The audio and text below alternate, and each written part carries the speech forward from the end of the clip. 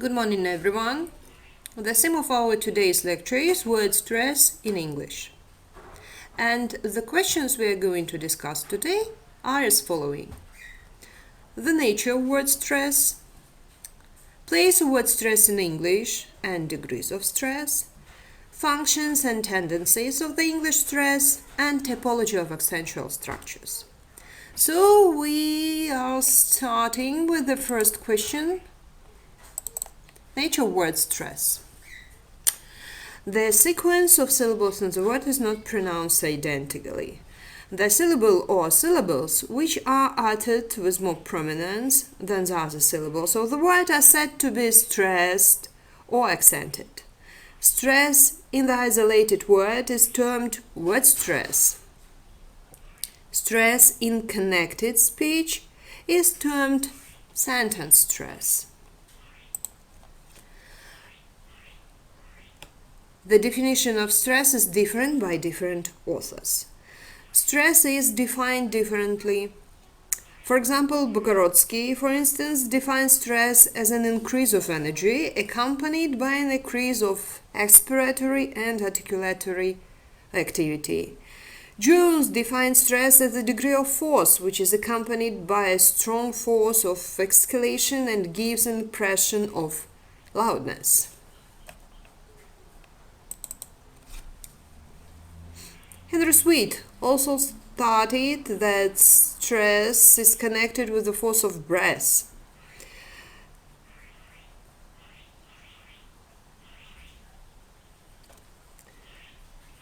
According to Gibson, the effect of prominence is achieved by any or all of four factors: force, tone, length, and vowel color.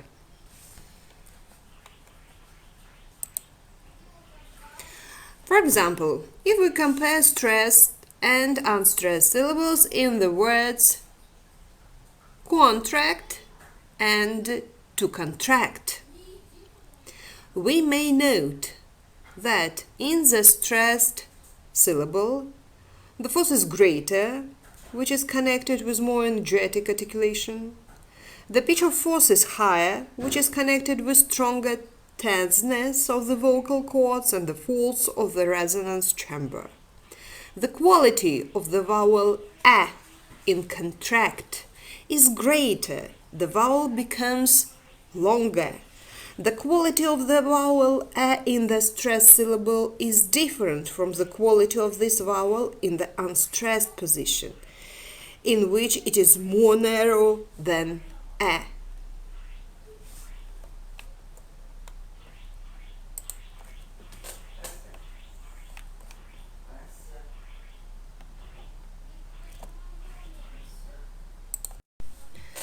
On the auditory level, a stressed syllable is a part of the word which has a special prominence.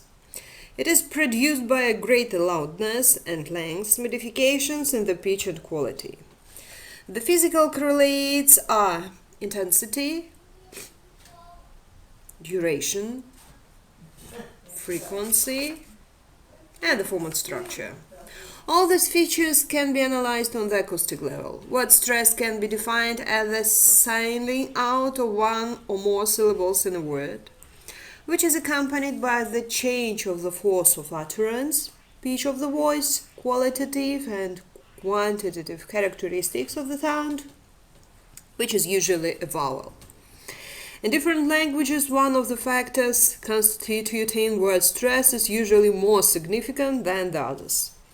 According to the most important feature, different types of word stress are distinguished in different languages. So,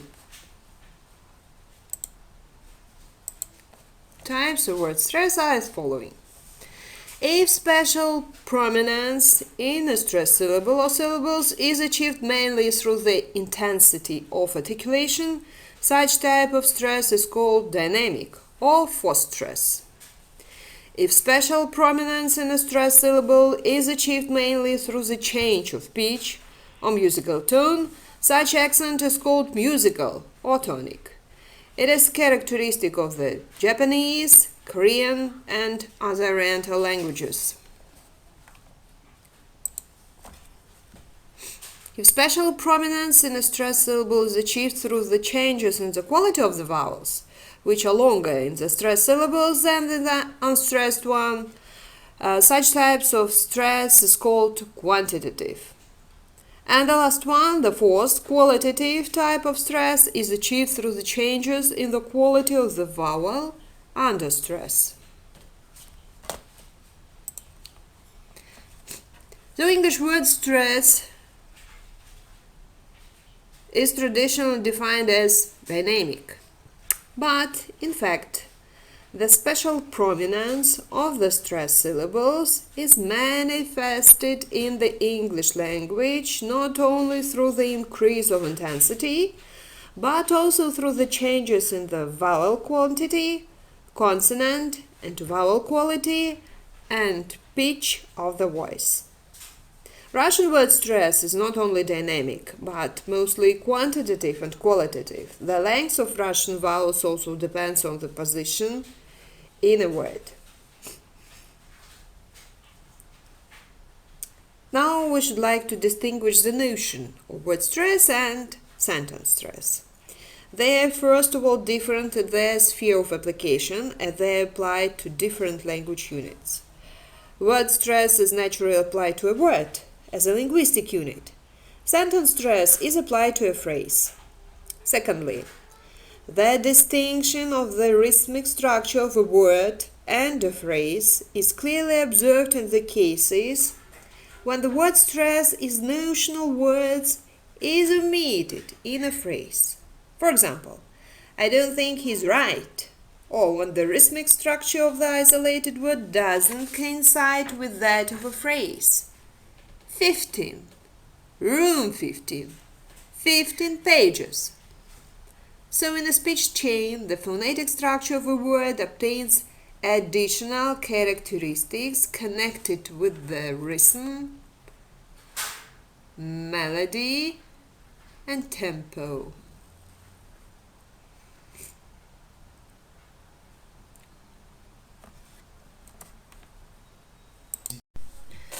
On the auditory level, a stressed syllable is a part of the word which has a special prominence.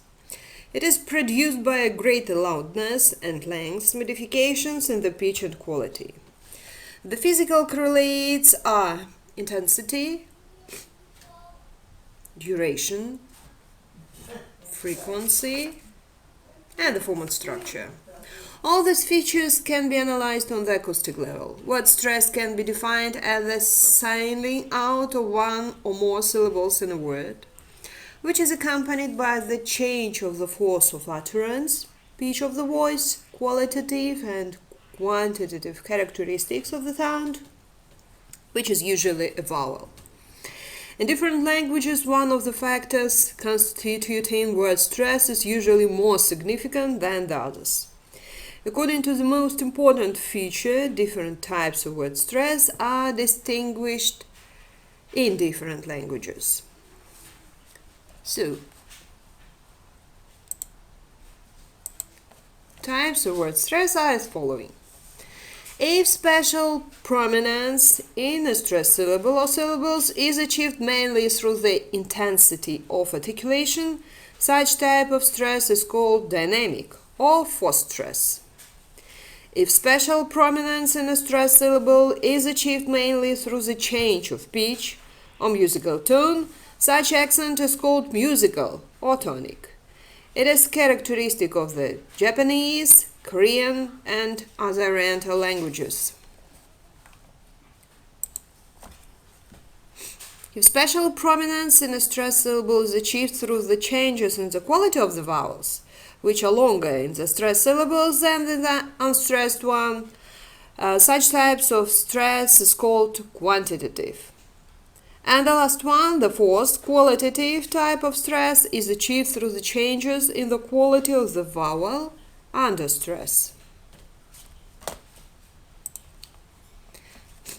The English word stress is traditionally defined as dynamic, but in fact, The special prominence of the stressed syllables is manifested in the English language not only through the increase of intensity, but also through the changes in the vowel quantity, consonant and vowel quality, and pitch of the voice. Russian word stress is not only dynamic, but mostly quantitative and qualitative. The length of Russian vowels also depends on the position in a word. Now we should like to distinguish the notion of word stress and sentence stress. They are first of all different in their sphere of application as they apply to different language units. Word stress is naturally applied to a word as a linguistic unit. Sentence stress is applied to a phrase. Secondly, the distinction of the rhythmic structure of a word and a phrase is clearly observed in the cases when the word stress is notional words is omitted in a phrase. For example, I don't think he's right, or when the rhythmic structure of the isolated word doesn't coincide with that of a phrase. 15, room 15, 15 pages. So in a speech chain, the phonetic structure of a word obtains additional characteristics connected with the rhythm, melody, and tempo.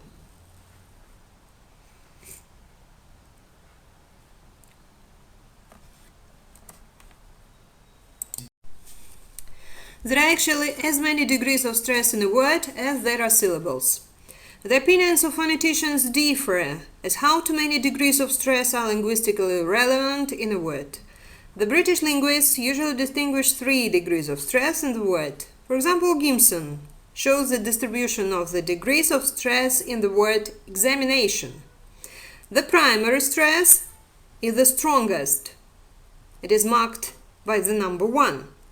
The secondary stress is the second strongest, marked by 2. All the other degrees are termed weak stress. Unstressed syllables are supposed to have weak stress. As for the American scholars Block and Traeger, they find 4 contrastive degrees of word stress, namely loud, reduced loud, medium, and weak stresses. Other American linguists also distinguish 4 degrees of word stress, but term they primary, secondary, tertiary, and weak.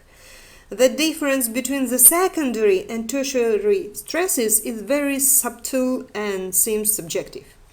The criteria of their difference are very vague. Now we are going to speak about functions and tendencies of the English stress. So word stress in a language performs 3 functions. The first one, constitutive. Word stress constitutes a word. It organizes the syllables of a word into a language unit, having a definite accentual structure. That is a pattern of relationship among the syllables. A word doesn't exist without the word stress. Thus, the word stress performs the constitutive function. Some continuum becomes a phrase when it is divided into units organized by word stress into words. The second function, recognitive.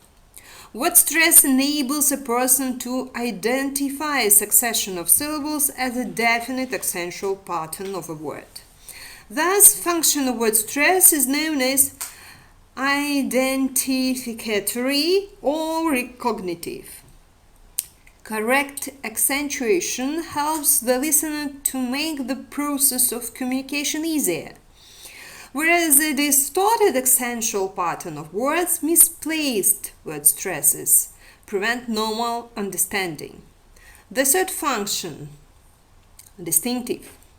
Word stress alone is capable of differentiating the meaning of words or their forms, thus performing its distinctive function.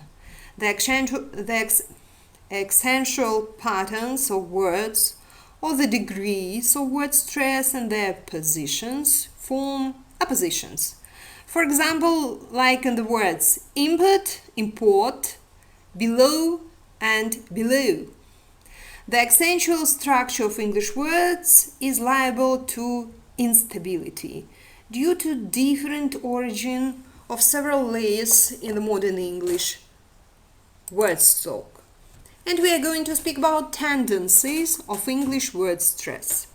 So the first one, recessive, concerned with the Germanic origin of English language. In Germanic languages, the word stress originally fell on the initial syllable or the second syllable, the root syllable in the English words with prefixes. This tendency was called recessive. Most English words of Anglo-Saxon origin, as well as the French borrowings dated back to the 15th century, are subjected to this recessive tendency. Unrestricted recessive tendency is observed in the native English words having no prefix. For example, mother, daughter, brother, swallow. In assimilated French borrowings, for example, reason, color, restaurant. Restricted recessive tendency marks English words with prefixes for see, begin, withdraw, apart. A great number of words of Anglo-Saxon origin are monosyllabic or disyllabic, both notional words and form words. They tend to alternate in the flow of speech. For example, don't believe he's right. The second tendency, rhythmical. The rhythm of alternating stressed and unstressed syllables gave birth to the rhythmical tendency in the present-day English, which caused the appearance of the secondary stress in the multisyllabic French borrowings. For example, like in words revolution, organization, assimilation. It also explains the placement of primary stress on the third syllable from the end in 3 and 4 syllabic words. For example, cinema, situate, articulate. The interrelation of both the recessive and the rhythmical tendencies is traced in the process of accentual assimilation of the French borrowed word personal on the diachronic level. Personal or personal or personal.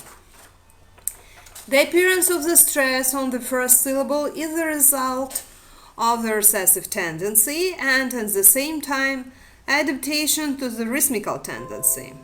The recessive tendency being stronger, the trisyllabic words like personal gain the only stress on the third syllable from the end. Family, library, faculty, possible. The accentual patterns of the words territory, dictionary, necessary in American variant of English language with the primary stress on the first syllable and the tertiary stress on the third are other examples illustrating the correlation of the recessive and rhythmical tendency. Nowadays we witness a great number of variations in the accentual structure of English multisyllabic words as a result of the interrelation of the tendencies.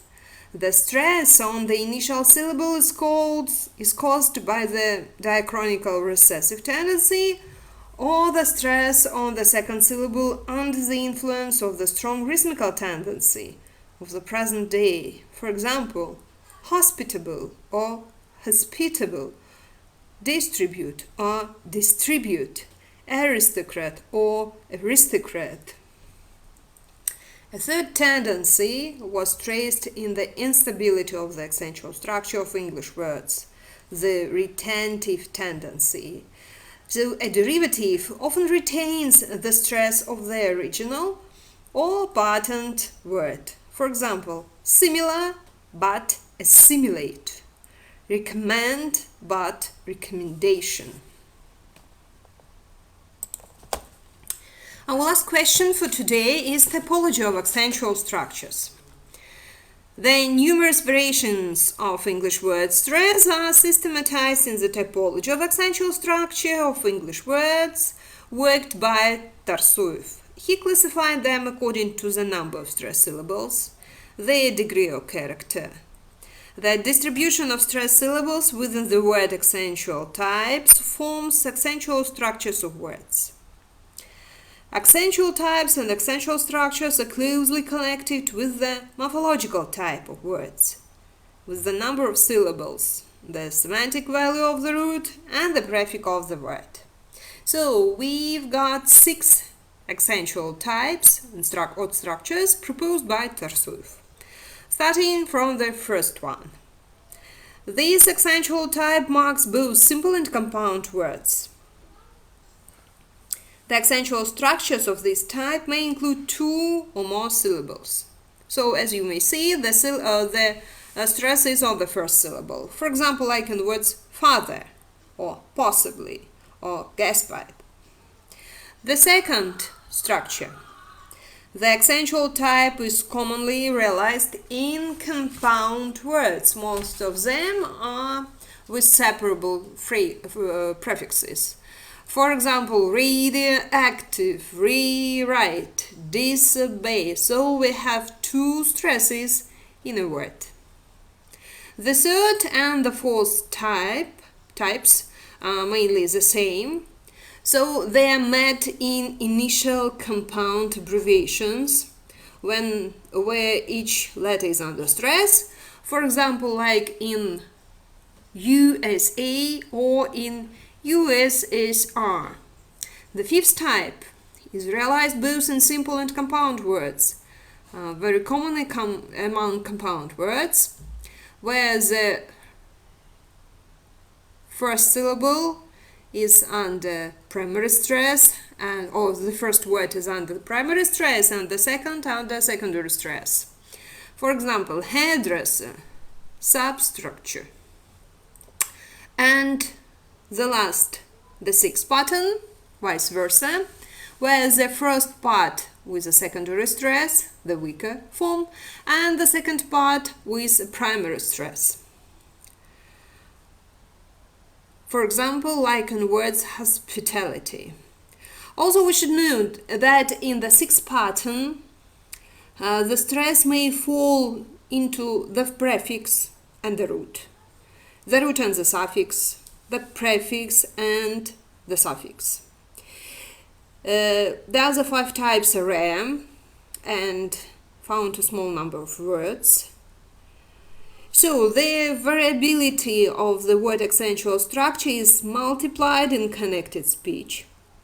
The accentual structure words may be altered under the influence of rhythm. The tempo of speech may influence the accentual pattern of words. So, the whole text of the lecture may be found at our website, Univer. You may use your login to download the text of the lecture.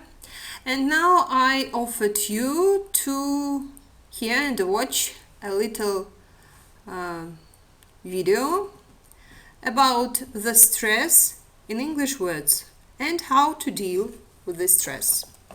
Thank you. All right, welcome to Bill's English. Today we're going to talk about English word stress, and we're going to focus on function words and content words. Now, you may not have heard these terms before, but I'll give you an example.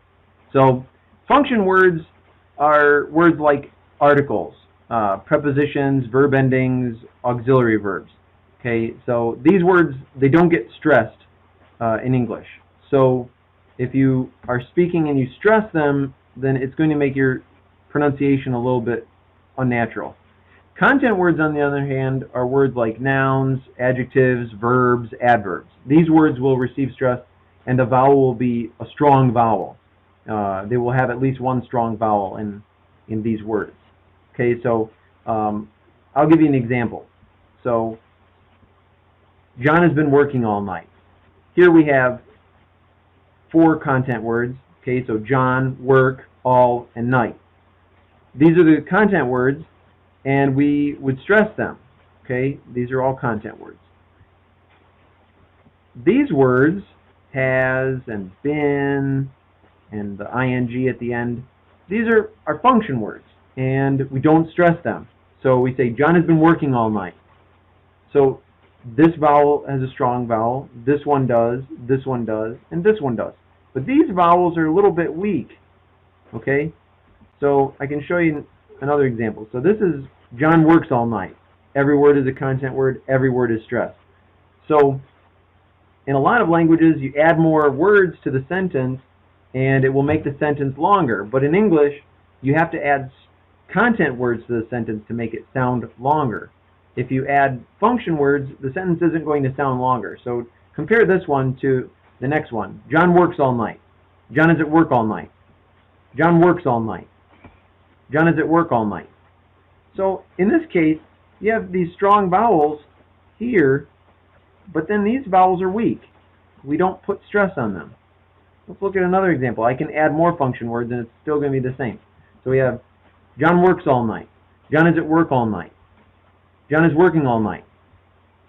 So it's the same pattern. I can add more too. John has been working all night. John has been working all night. Okay, same thing. We can add more content words and it's not going to make the sentence that much longer.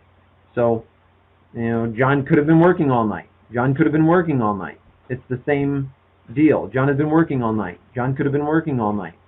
So it's the same deal. Now I'm talking pretty fast here, but you're going to find this when you go out in the real world. People will talk like this. It's going to be hard for you to find people pronouncing every single word very clearly. The function words are going to be de-stressed. So it's going to be like this. All right. So let's look at another example. Kids drink milk. 3 content words, 3 stressed syllables. Pretty simple. So let's add in some function words. The kids drink the milk. Kids drink milk. The kids drink the milk. Kids drink milk. The kids drink the milk. So I think this is why sometimes it's really hard for non-native English speakers to hear articles, because we just reduce them so much that it's barely audible. You can't even hear it. So the kids drink the milk. Okay, so it's going to have the same pattern. The kids are drinking the milk. Again, same pattern, about the same length. So the kids are drinking the milk. The kids drink the milk. The kids are drinking the milk. So it's the same pattern, roughly. Same amount of time. The kids have been drinking the milk. Same thing. We can add all the syllables we want. It's going to be roughly the same time. The kids could have been drinking the milk. The kids could have been drinking the milk. So, and again, I'm speaking pretty quickly here, but I know some people might even talk faster in certain situations. So,